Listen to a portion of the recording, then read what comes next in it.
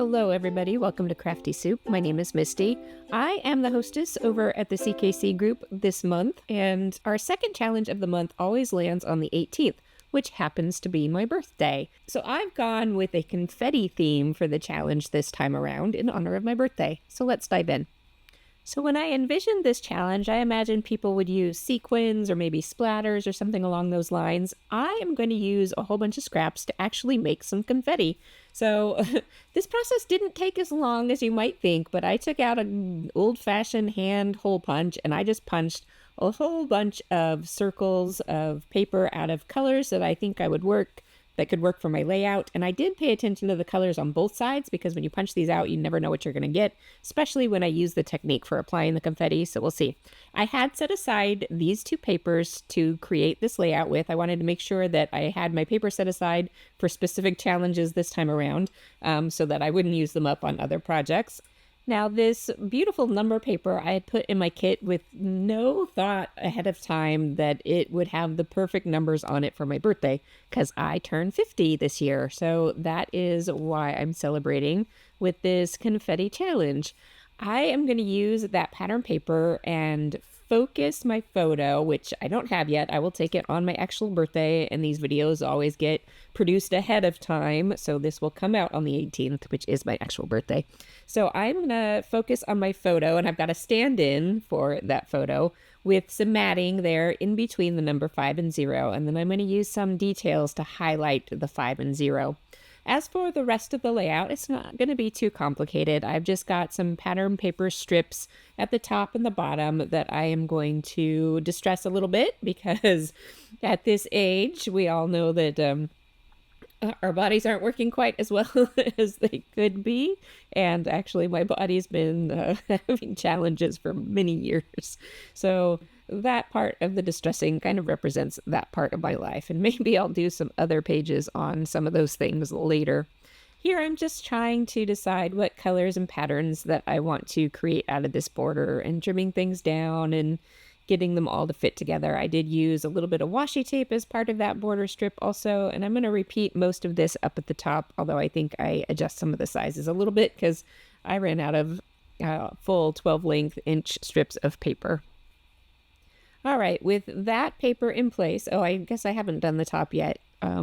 I turn to highlighting my numbers, and some of these numbers here have these outlines to them, and I'm trying to duplicate that with a black. It's not a Sharpie pen, but it is a kind of permanent style marker, and I just use that because it has the thickest tip of any of my markers. And I tried to offset it a little bit, but because of the thickness of the pen, it's not showing up how I wanted it to. So I'm going to add a second line with a thinner pen, and so that's going to give it more of that kind of doodled look that some of the other numbers have with that bit of offset. And you can't see it as well here, but hopefully when I give you a close-up view of it, you'll be able to see how that style turns out. So there I go. I've got my 5 done and my 0 done, and I am ready to move on to other parts of this layout. I did get my strips done as well. And for this confetti, I am just going to sprinkle it on. If you've seen some of my sequin work on other layouts in the past, this is generally what I like to do to get a random look, is to actually make it random. So I will just throw some stuff on there, sprinkle it all on, and I will adjust some things here and there. Like there's a couple of the confettis that are covering up parts of the 5 that I don't like, so I'll shift those. Oh, and here I forgot to put on another part to my title, so I am going to go ahead and cut out part of that 5 and tuck the rest of my title underneath. It was just a little bit bigger than I wanted it to be, so I thought this was a good solution to making that part of the title a little bit smaller, adding a little more detail to the layout that maybe is a little unexpected. So I'm just using a craft knife to cut out the edge of that 5, and then I will go ahead and tuck that in there. I wanted to do this part before I glued down all my confetti so that it would be able to glue flat onto the page. And then I will just get that glued into place.